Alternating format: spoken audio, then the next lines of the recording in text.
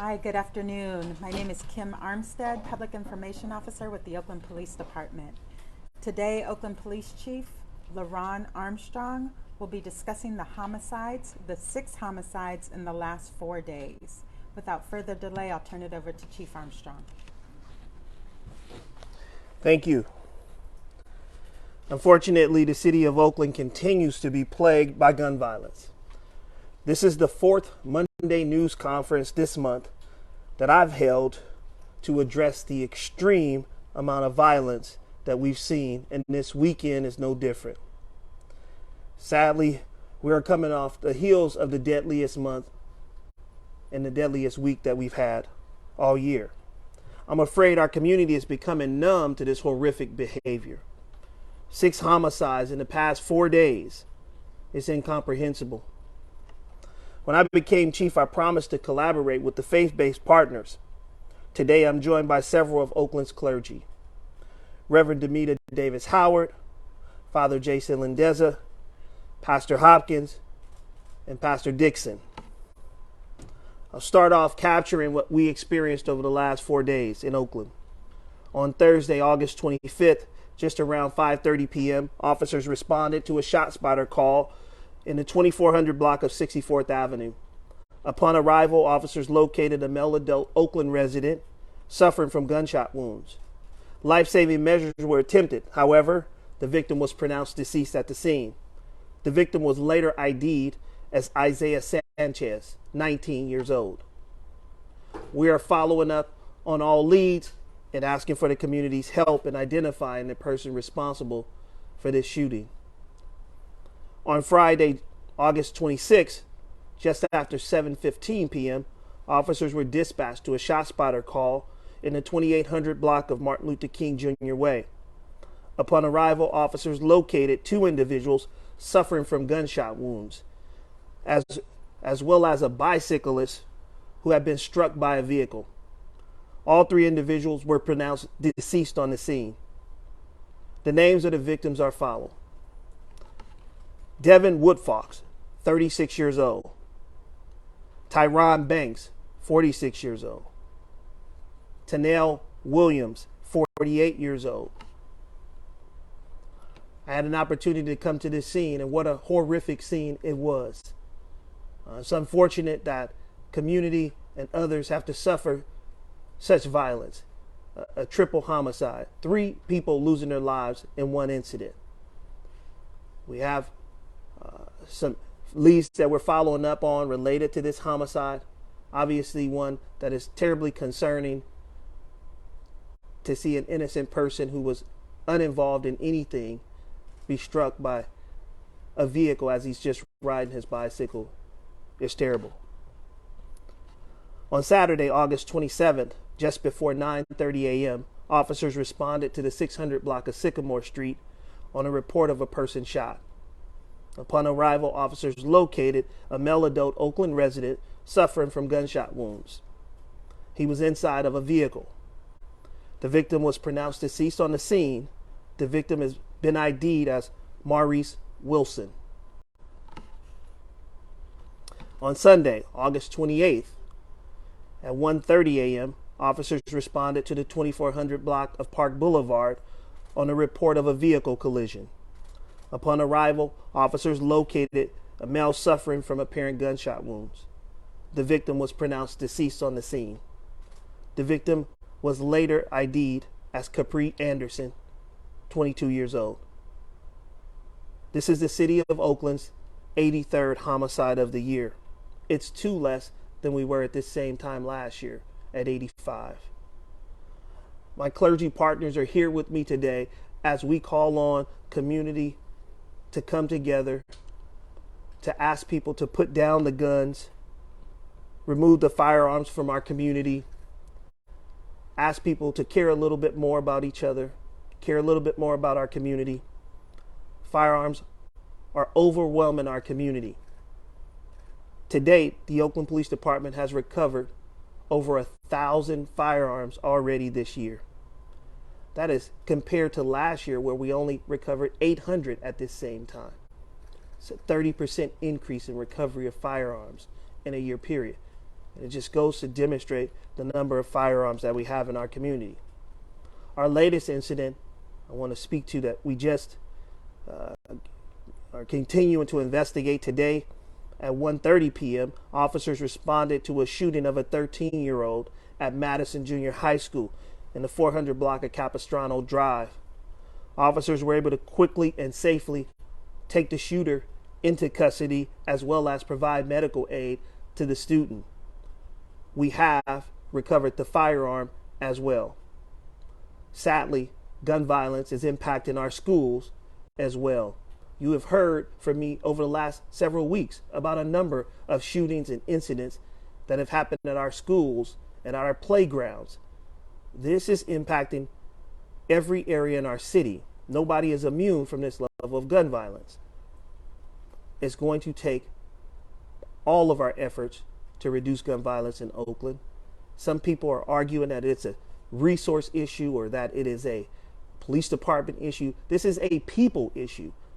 There are people in our community who are picking up guns and shooting people. There is no excuse. There is no finger to point at. It's not the police department. It is people in our community who have become unable to solve conflict without using firearms. And that's sad because it's leaving so much trauma in this community. When I was on the scene Friday night of the triple homicide and Father Jason Lindeza was there with me, so many people watching, so many people hurt, so many people scared and afraid. This has to stop. And I hope that as we hear from our clergy that we understand that it's a call for peace in our city. It's a call to action by everybody, but it's a call to put down these guns and stop this violence.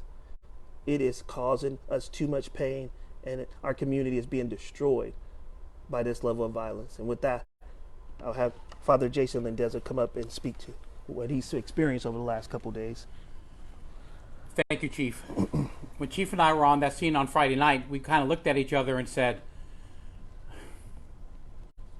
I wish we knew the answer to this. I wish we had a solution for this. I know that I can speak for Reverend Demita and Pastor Hopkins and Pastor Dixon, that each and every one of us on a fairly regular basis walk with families that lose loved ones. It's not unusual for many of us to be called on homicide scenes or to work with homicide victims' families. And we see firsthand the pain that these families are going through. And there's a part of us that want to respond somehow and somewhere. But I know for all the work that we do, a lot of us are invited to do a number of things. To be present to the pain that families are facing and to find ways to invite our fellow Oakland residents to put down the guns and find some ways of peacefully resolving these situations. No words can come to explain the pain that we see on a fairly regular basis about what we experience here in the streets of Oakland. What we want to do is to find some systematic way of providing that kind of feeling as best we can. We pray that our Oakland residents will also find ways and decisions that they can make to help bring peace to our streets as well, too. Thank you. Thank you, Father. And now I'll have Pastor Hopkins come and speak.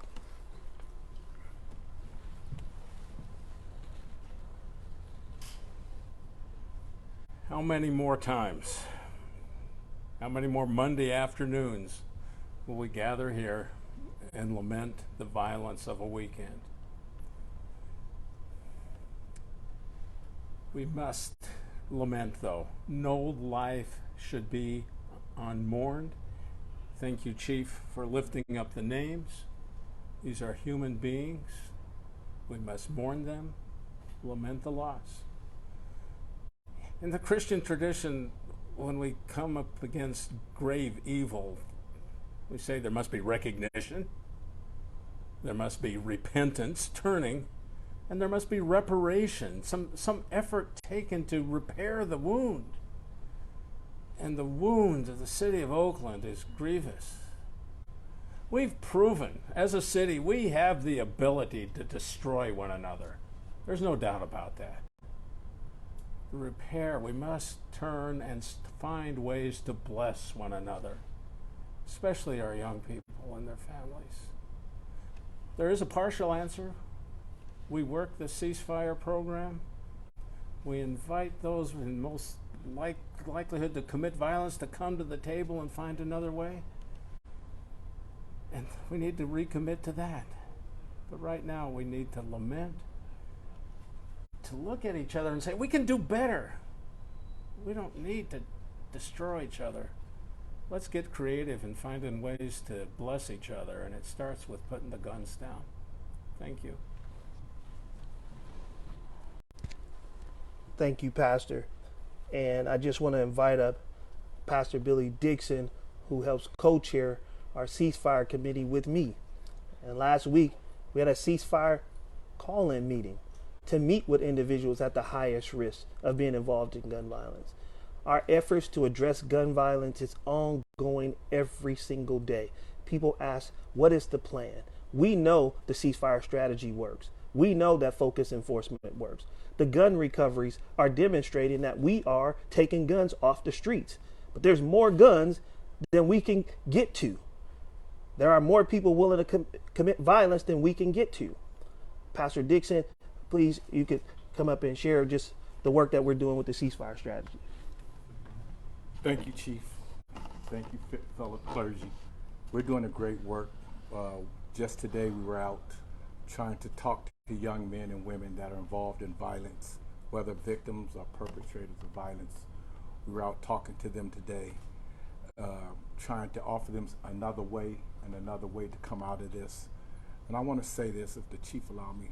I'm inviting every church, synagogue, mosque leader to come out and help us, because we can't do it without you. We need to be one, united across this city. We need to offer our men a real chance, and at the same time back up our police force when necessary, when they abuse that chance of making it right. I just want to let you know that I'm open, I'm free, I'm there for you. If you want to change, you can contact me at Thy Word Christian Center, and we'll work it out. I'll make the contacts. I'll talk to who we need to talk to. You can drop that gun off, and I'll call the police myself and turn that gun over. We want you at this time to be free.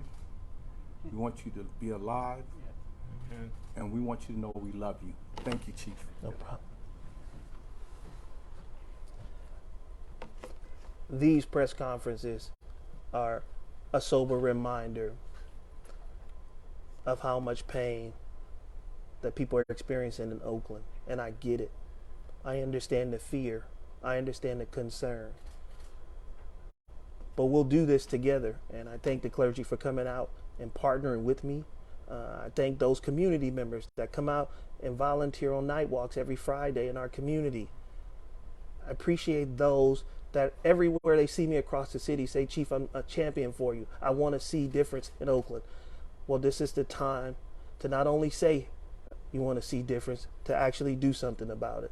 And you can. You can come out and support us. You can come out and help us address violence. But most importantly, you can tell your friends and family who pick up guns and go out the house every day, not knowing if they're going to return, that they don't have to do it, that there's another way, that they can put the guns down, that they don't have to engage in violence. And I want to appreciate the Department of Violence Prevention, who's been right there with us, supporting us as we try to help people make different decisions. Their work has been key as well, trying to prevent people from retaliating, trying to prevent people from engaging in violence. And so just want to appreciate the work that they do as well. With that, I'll take any questions.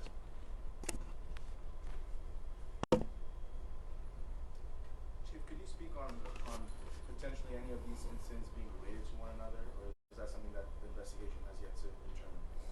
Well, we know that the triple homicide definitely is something that we're looking into. There is definitely connection between all three deaths. We obviously know that it originally started off as a shooting.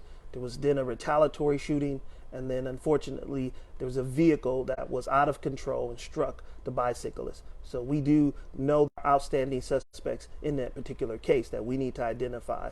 And in the coming days, we will be releasing more information on what we're looking for within that investigation. So yes, we also, have some concerns about the homicide on 64th Avenue. Our ceasefire teams, our clergy teams are working to provide more what we call custom notifications to individuals connected to that victim. we want to make sure that that homicide doesn't lead to a bunch of retaliatory shootings. And that's really what our ceasefire strategy is designed to do, is to prevent these retaliatory shootings that occur when we see a shooting like that occur. So we are using every lever that we have. We're pulling it from enforcement to clergy and community to support and services.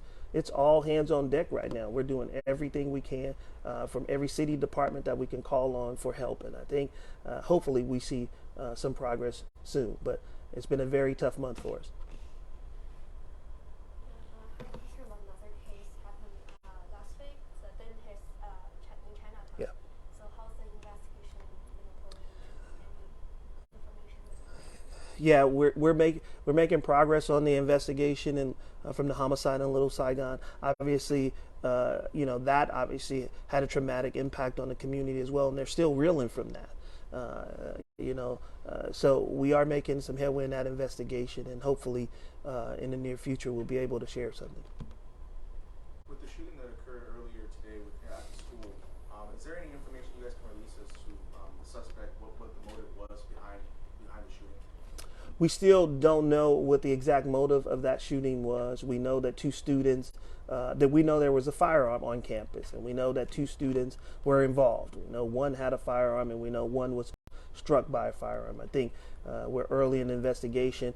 The student who was struck by the gunfire is at the hospital being treated for his injuries. He's in stable condition at this time, and so we hope he makes a full recovery. The young man that was involved in the shooting, we are still investigating the circumstances on what happened. But it saddens me to even think that a kid would bring a gun to school, and that gun obviously would obviously come out and impact another student on campus. No parent wants to send their kids to school in the day and then be called saying your kid's been shot. It's the worst thing that you can hear. As a parent, I couldn't imagine getting that call. But there's far too many guns on our streets, and it's only a matter of time before incidents like this happen. We have to do better. When parents see firearms, when relatives, friends see firearms, they need to call us. They need to call us. They need to remove them. They need to turn them in. Get these firearms out the hands of these kids so that we don't have tragic incidents like we had today. Thank God it wasn't more tragic. We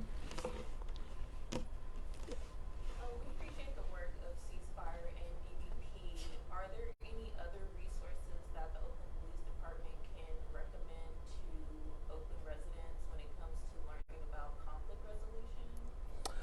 That's some of the work that the Department of Violence Prevention is engaged in, contracting with community-based organizations to provide that kind of support, whether we're talking about conflict resolution or we're talking about some type of healing circles, if we're talking about restorative justice. Those are the organizations that are being funded by DVP and others, but they're doing the work. And so there is those organizations out there that are available. One of the things that we've done here at the Oakland Police Department is create a position called the Victim Liaison Specialist. And really what she does, Ms. Bridget Cook, is really help people who have been victims of violence and their family members, help them get the support and resources that they need from the county and from other community-based organizations or even DVP. So we are trying to strengthen our connection with the victims and their families to make sure we give them the support that they need. Okay, so I hear that in particular addresses or supports like victims. Mm-hmm.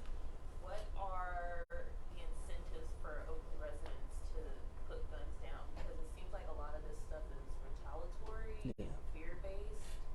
So do you guys have any insight to how we can break that cycle of fear that's happening in the city? Yeah, I mean, I think, I would hope that we don't have to incentivize people to not kill each other, right? It's my hope that at some point we can begin to value life and to understand how final death is. And so for so many families, if you come out, and you experience that, it is a traumatic experience just by watching. When a family shows up to a scene and finds out that their loved one has been killed, it has an emotional impact on you. It has an emotional impact on my officers. Officers have watched 83 homicide scenes. They're impacted as well. dealing with people who are going through that experience, the screaming, the yelling, the emotion, understandable emotion, is difficult for the officers too. And so as we increase services to our officers as well, one of the things that we oftentimes don't talk about is the stress and trauma that they're dealing with. And the fact that we've seen a huge increase in the services that they've been in need of as a result of the things that they've experienced. And so it is impacting everybody, the community, the officers that are responding. I'm sure the other public safety officials, whether you're talking about fire department personnel or you're talking about EMT personnel. I mean, everybody's experiencing this trauma. This is really tough. And so I hope that people understand that this is a time I hope that we can communicate to those that we love the most. I oftentimes say to people, you don't have to go to a funeral to give people flowers or tell them you love them. You can do it before. You can show them love by saying, I'm going to help you stay alive and free. Those two things, which we talk about in our ceasefire strategy. Yeah. You asked a very important question. Let me give you a limited insight that I have. I sit on the Safety and Service Commission for Measure Z, and sitting on there, there's plenty program, there's life coaching, there's things that intervene before they get to this section of shooting, before they get to law enforcement actions, before all that comes in. There's a lot of things that are going on through the Department of Violence Prevention. They have a program called The Table, and it has 3 legs or 4 legs, parts of it, and they're using all 4 parts of those to do prevention work before it even gets to the police, before it even gets to law enforcement, before it even gets to the chief or the captains or the assistant chief's desk. We are doing that work right now. That work is part of the work I was talking about earlier. I just want you to understand that they have an enforcement agreement, that if they don't do what we ask in the community, if they don't go take the life services, at least put the guns down and stop shooting. But if they continue to shoot, then we expect Chief Armstrong to do his job. But that's after everything is offered. So don't think it's just a heavy-handed police enforcement, because Chief know that I'm one of those ones who will come to him and let him know. I just want you to get an understanding of a bigger picture of what it looks like.